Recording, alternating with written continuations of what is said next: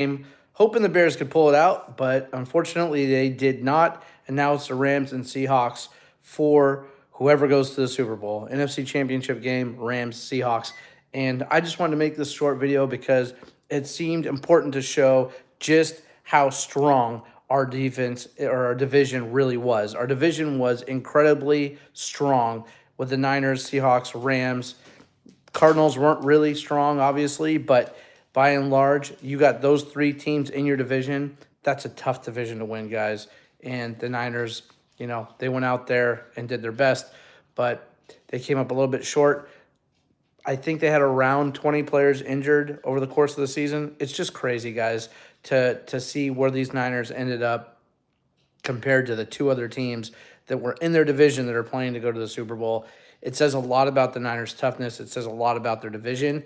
And I think it's important to understand and note that this Niner team has got a lot of holes to fill next year, but they can do that, and they can come back and be very, very strong and battle in this division again. But it's a tough division every year, guys, and this one was no exception. Seahawks defense was absolutely outstanding, probably the best defense in the league, aside from the Texans. Their defense was just amazing.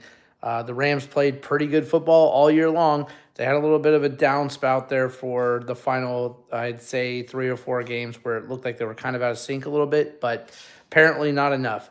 So, guys, Seahawks, Rams, one of them are going to the Super Bowl. We don't want to see either one of them go, so it is what it is. Who do you want to go? You want Seahawks to go and get it again, or do you want the Rams to? I don't care. I guess let the Seahawks go, but I don't want them to win the Super Bowl. Dare I say I'm a Patriots fan at this point. I got to be a Patriots fan because that's who's going to beat the Broncos right now. I'm pretty sure, considering the Broncos starting quarterback Nix is out for the rest of the season. That's a devastating loss for the Broncos. I got to say, it's horrible. That team was looking like they were going to the Super Bowl.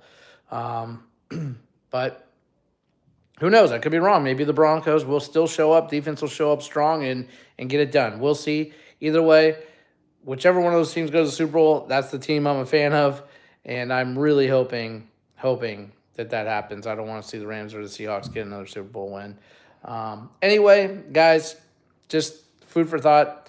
Very, very difficult division, very difficult conference, and we made it a long, long way considering all of those things. I think this is probably Kyle Shanahan's best year as a coach. I've been critical of him in certain times of the year, especially in the last 2 Super Bowls, not running the ball as much as he should have, I believe. But at the end of the day, this year, for what he had to work with in getting this team this far, Shanahan is definitely going to get Coach of the Year. If he doesn't, he should, and he is the Coach of the Year, and he's probably the best coach in the league considering the staff and the team that he had to work with. Niners do have to start considering how they're doing their offseason training and conditioning so that this does not continue to happen with the injuries year after year after year. I'm hoping they address that. But we'll talk more about Niners a little bit later down the road. We'll probably take a few weeks off of that. We got a lot of things to talk about with the Warriors. They seem to be playing a little bit better basketball, guys. Don't know if Jonathan Kuminga is on the move or not. I would hope so, but his value is awful low right now. I'm not sure there's going to get a lot of people biting for Kuminga, but I think he needs to be off the team. I think he's a distraction a little bit, but we'll see if that happens. I was expecting something sooner rather than later, but I guess we'll wait a little bit longer. I know they're going to try and move him, and I think they're going to try to make a move just to get a little bit better on the defensive side of the ball. But we'll see how that works. They need a consistent shooter outside of Curry, and they need somebody who can play a little bit defense, a little bit bigger body. I would say a center would be a good idea, but also somebody who can shoot next to Curry that is averaging at least 15 to 20 points a game. That's consistent. We'll see how that goes. Anyway, guys, thanks for watching. Remember, hard work beats talent when talent don't work. I'll see you in the next one because I'll keep working hard for you. You keep watching.